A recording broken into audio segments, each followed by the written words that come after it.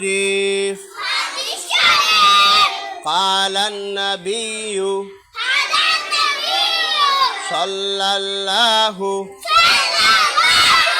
عليه وسلم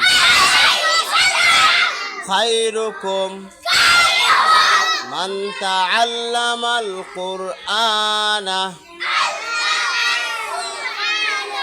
وعلمه হাদিসের অর্থ নবী করিম সাল্লাল্লাহু আলাইহি ওয়াসাল্লাম বলেছেন, তোমাদের মধ্যে সর্বোত্তম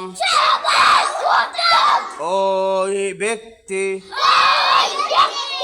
যিনি কোরআন মাজিদ শিক্ষা করেন এবং শিক্ষা দেন।